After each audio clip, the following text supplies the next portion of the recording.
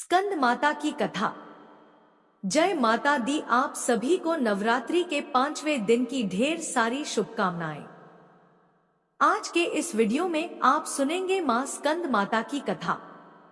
देवासुर संग्राम के सेनापति भगवान स्कंद यानी भगवान कार्तिकेय जी की माता होने के कारण इन्हें स्कंद माता के नाम से जाना जाता है। यह देवी शक्ति और सुख का एहसास कराती है। स्कंद माता सूर्य मंडल की अधिष्ठात्री देवी हैं। इसी कारण इनके चेहरे पर तेज विद्यमान है। इनका वर्ण शुभ्र है। भगवान स्कंद को बाल रूप में गोद में बिठाए हुए यह देवी वात्सल्य से ओतप्रोत है। माँ की उपासना के साथ ही भगवान स्कंद की उपासना स्वयं ही पूर्ण हो जाती है, क्योंकि भगवान स्कंद बाल स्वरूप में सदा ही अपनी माँ की गोद में विराजते रहते हैं। भवसागर के दुखों से मुक्ति पाने के लिए इससे दूसरा सुलभ साधन कोई नहीं है। स्कंद माता कमल के आसन पर विराजमान रहती हैं, इसलिए इन्हें पद्मासना देवी भी कहते हैं। इनका वाहन भी सिंह है। इन्हें कल्याणकारी शक्ति की अधिष्ठात्री भी कहा जाता है। इन देवी की 4 भुजाएं हैं। दाएं तरफ की ऊपर वाली भुजा से इन्होंने भगवान स्कंद को गोद में पकड़ा हुआ है। नीचे वाली भुजा में कमल का पुष्प धारण किया हुआ है। बाईं तरफ ऊपर वाली भुजा में वर मुद्रा में है और नीचे वाली भुजा में कमल का पुष्प है। देवासुर संग्राम में तारकासुर नाम के दैत्य का वध करने के लिए ही भगवान स्कंद की उत्पत्ति हुई थी। प्राचीन कथा के अनुसार कार्तिकेय जी का जन्म भगवान शिव और देवी पार्वती जी से दूर सरकंडे के एक वन में हुआ था। उस बालक के 6 मुख थे। उस वन में कृतिकाएं रहती थी। कृतिकाओं को जब वह 6 मुख वाला बालक मिला तब उन्होंने उसका पालन किया था। इसी वजह से बालक का नाम कार्तिकेय पड़ गया। भगवान शिव और देवी पार्वती से दूर रहकर वह बालक अब बड़ा होने लगा। कृतिकाएं बहुत अच्छी तरह से बालक का ध्यान रखती थी। एक दिन शिवजी को अपनी संतान के बारे में पता चला। संतान के बारे में जानकारी मिलते ही शिवजी ने अपने सेवकों को तुरंत ही सरकंडे के वन में भेजा और बालक को लेकर आने के लिए कहा। शिवजी के दूत वीरभद्र, विशालाक्ष, नंदीश्वर, दधिमुख आदि सरकंडे के वन में पहुंचे और कृतिकाओं के साथ कार्तिकेय स्वामी जी को लेकर शिव जी के पास वापस लौट आए। कार्तिकेय जी कैलाश पर्वत पर पहुंचे तो सभी बहुत प्रसन्न हुए। शिवजी और देवी पार्वती ने बालक को गले से लगाया और उसे बताया कि तुम हमारी संतान हो। शिवजी और पार्वती जी ने कार्तिकेय को परिवार का महत्व समझाया और परिवार के साथ ही समाज की भलाई के लिए काम करने की सीख दी। तब शिवजी ने कार्तिकेय जी से कहा कि पुत्र, तुम बहुत वीर हो, इसलिए आज से तुम्हें देवताओं का सेनापति नियुक्त किया जा रहा है। उस समय तारकासुर नाम के दैत्य ने बड़ा आतंक मचा रखा था और उसे वरदान मिला हुआ था कि उसका वध भगवान शिव के पुत्र द्वारा ही होगा। जब कार्तिकेय जी देवताओं के सेनापति बने तब उन्होंने तारकासुर का वध किया था। मां भगवती के स्कंद माता स्वरूप की असली पहचान उनके पुत्र स्कंद की वजह से ही है और संतानहीन दंपतियों को खास तौर पर आज के दिन स्कंद माता की पूजा अवश्य करनी चाहिए। स्कंद माता की कृपा से निसंतानों को संतान सुख मिलता है और संतान से जुड़ी समस्याएं भी दूर हो जाती है। प्रेम से बोलिए स्कंद माता की जय। प्रिय श्रोताओं, अब सुनिए नवरात्रि की पौराणिक कथा, जिसे सुनने मात्र से सभी मनोकामनाएं पूरी हो जाती है। एक समय बृहस्पति जी ब्रह्मा जी से बोले, हे ब्राह्मण श्रेष्ठ, चैत्र व आश्विन मास के शुक्ल पक्ष में नवरात्र का व्रत और उत्सव क्यों किया जाता है? इस व्रत का क्या फल है? इसे किस प्रकार करना उचित है? सबसे पहले इस व्रत को किसने किया? सब विस्तार से कहिए। बृहस्पति जी का ऐसा प्रश्न सुन ब्रह्मा जी ने कहा, हे बृहस्पति, प्राणियों के हित की इच्छा से तुमने बहुत अच्छा प्रश्न किया है। जो मनुष्य मनोरथ पूर्ण करने वाली दुर्गा, महादेव, सूर्य और नारायण का ध्यान करते हैं वे मनुष्य धन्य है। यह नवरात्र व्रत संपूर्ण कामनाओं को पूर्ण करने वाला है। इसके करने से पुत्र की कामना वाले को पुत्र, धन की लालसा वाले को धन, विद्या चाहने वाले को विद्या और सुख की इच्छा वाले को सुख मिलता है। इस व्रत को करने से रोगी मनुष्य का रोग दूर हो जाता है, मनुष्य की संपूर्ण विपत्तियां दूर हो जाती हैं और घर में समृद्धि की वृद्धि होती है तथा बंध्या को पुत्र प्राप्त होता है। समस्त पापों से छुटकारा मिल जाता है और मन का मनोरथ सिद्ध हो जाता है। जो मनुष्य इस नवरात्र व्रत को नहीं करता वह अनेक दुखों को भोगता है और कष्ट व रोग से पीड़ित हो अंगहीनता को प्राप्त होता है। उसके संतान नहीं होती और वह धन धान्य से रहित हो भूख और प्यास से व्याकुल घूमता फिरता है तथा संज्ञाहीन हो जाता है। जो सधवा स्त्री इस व्रत को नहीं करती वह पति सुख से वंचित हो नाना दुखों को भोगती है। यदि व्रत करने वाला मनुष्य सारे दिन का उपवास न कर सके तो एक समय भोजन करे और 10 दिन बांधवों सहित नवरात्र व्रत की कथा का श्रवण करे।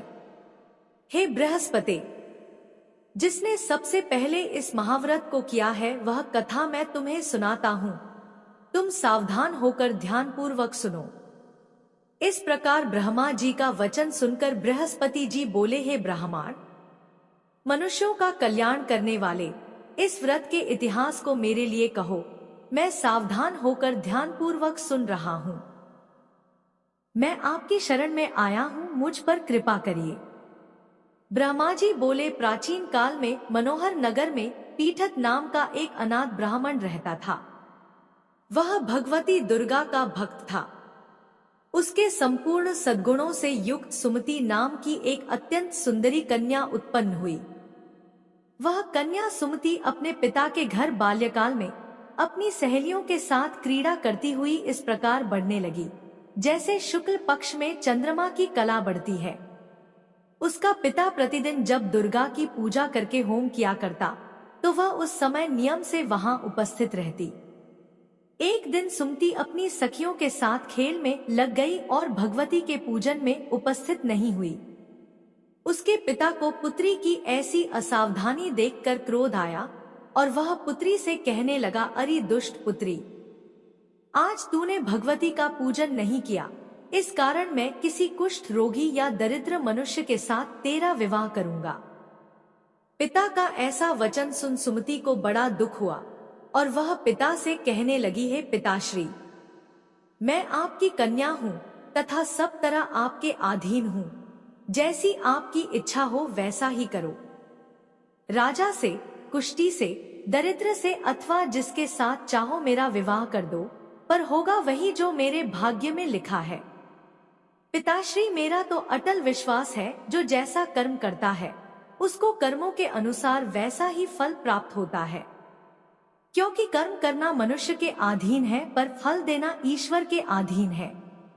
जैसे अग्नि में पड़ने से तृणादि उसको अधिक प्रदीप्त कर देते हैं, इस प्रकार कन्या के निर्भयता से कहे हुए वचन सुन उस ब्राह्मण ने क्रोधित हो अपनी कन्या का विवाह एक कुष्ठी के साथ कर दिया और अत्यंत क्रोधित हो पुत्री से कहने लगा, हे पुत्री, अपने कर्म का फल भोगो, देखे भाग्य के भरोसे रहकर क्या करती हो।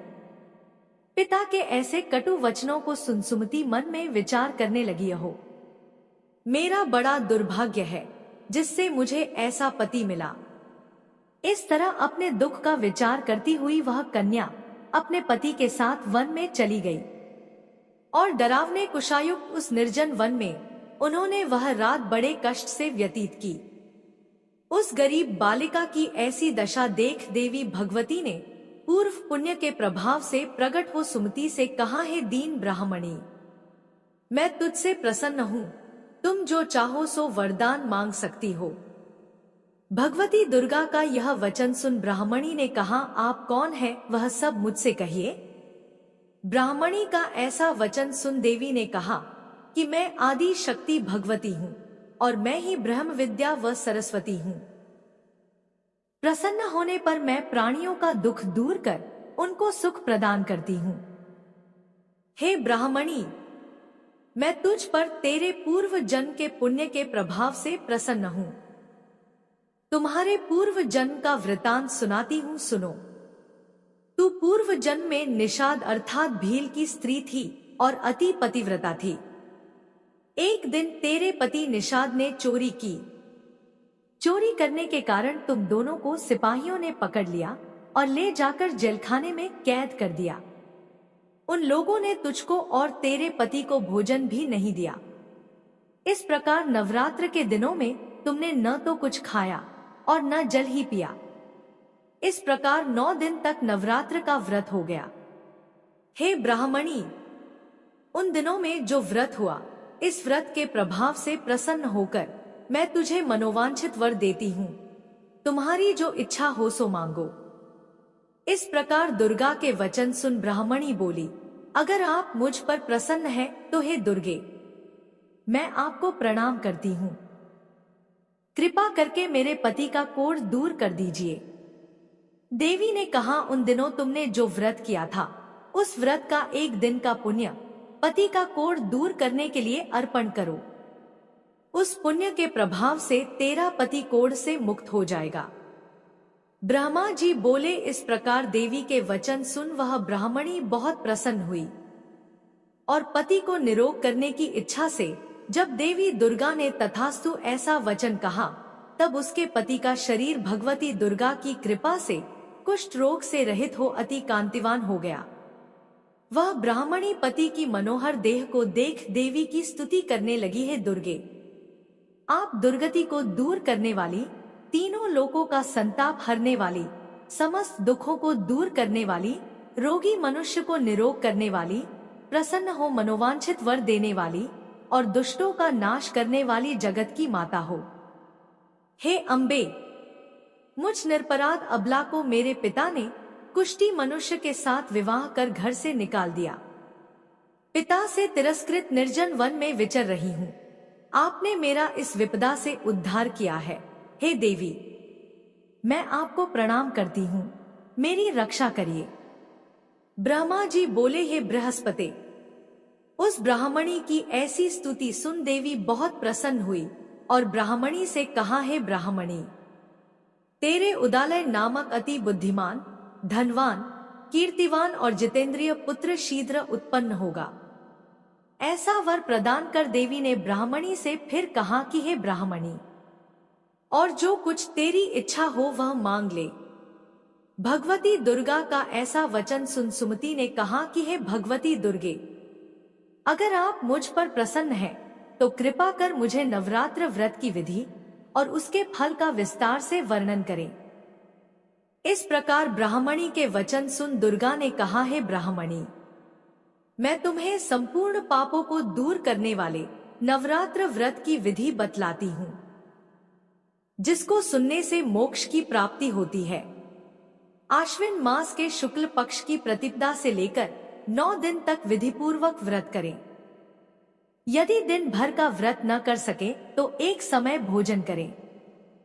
विद्वान ब्राह्मणों से पूछकर घट स्थापना करें और वाटिका बनाकर उसको प्रतिदिन जल से सींचे। महाकाली, महालक्ष्मी और महासरस्वती देवी की मूर्तियां स्थापित कर उनकी नित्य विधि सहित पूजा करें और पुष्पों से विधिपूर्वक अर्घ्य दें। बिजौरा के फल से अर्घ्य देने से रूप की प्राप्ति होती है। जायफल से अर्घ्य देने से कीर्ति की प्राप्ति होती है। डाक से अर्घ्य देने से कार्य की सिद्धि होती है। आंवले से अर्घ्य देने से सुख की प्राप्ति होती है। केले से अर्घ्य देने से आभूषणों की प्राप्ति होती है। इस प्रकार पुष्पों व फलों से अर्घ्य देकर व्रत समाप्त होने पर 9वें दिन यथा विधि हवन करें। खांड, घी, गेहूं, शहद, जौ, तिल, बिल्व अर्थात बेल, नारियल, दाख और कदम्ब आदि से हवन करें। गेहूं से होम करने से लक्ष्मी की प्राप्ति होती है। खीर एवं चंपा के पुष्पों से धन की और बेल पत्तों से तेज व सुख की प्राप्ति होती है। आंवले से कीर्ति की और केले से पुत्र की, कमल से राज सम्मान की और दाखों से संपदा की प्राप्ति होती है। खांड, घी, नारियल, शहद, जौ और तिल तथा फलों से होम करने से मनोवांछित वस्तु की प्राप्ति होती है। व्रत करने वाला मनुष्य इस विधि विधान से होम कर आचार्य को अत्यंत नम्रता के साथ प्रणाम करे और यज्ञ की सिद्धि के लिए उसे दक्षिणा दे। इस प्रकार बताई हुई विधि के अनुसार जो व्यक्ति व्रत करता है उसके सब मनोरथ सिद्ध होते हैं, इसमें तनिक भी संदेह नहीं है। इन 9 दिनों में जो कुछ दान आदि दिया जाता है उसका करोड़ों गुना फल मिलता है। इस नवरात्र व्रत को करने से अश्वमेध यज्ञ का फल मिलता है। हे ब्राह्मणी, इस संपूर्ण कामनाओं को पूर्ण करने वाले उत्तम व्रत को तीर्थ, मंदिर अथवा घर में विधि के अनुसार करें। ब्रह्मा जी बोले, हे बृहस्पति। इस प्रकार ब्राह्मणी को व्रत की विधि और फल बताकर देवी अंतर्ध्यान हो गई। जो मनुष्य या स्त्री इस व्रत को भक्तिपूर्वक करता है वह इस लोक में सुख प्राप्त कर अंत में दुर्लभ मोक्ष को प्राप्त होता है। हे बृहस्पति, यह इस दुर्लभ व्रत का महात्म्य है जो मैंने तुम्हें बतलाया है। यह सुन बृहस्पति जी आनंद से प्रफुल्लित हो ब्रह्मा जी से कहने लगे कि हे ब्राह्मण, आपने मुझ पर अति कृपा की जो मुझे इस नवरात्र व्रत का महात्म्य सुनाया। ब्रह्मा जी बोले कि हे बृहस्पति, यह देवी भगवती संपूर्ण लोकों का पालन करने वाली है। इस महादेवी के प्रभाव को कौन जान सकता है? प्रेम से बोलिए देवी भगवती की जय।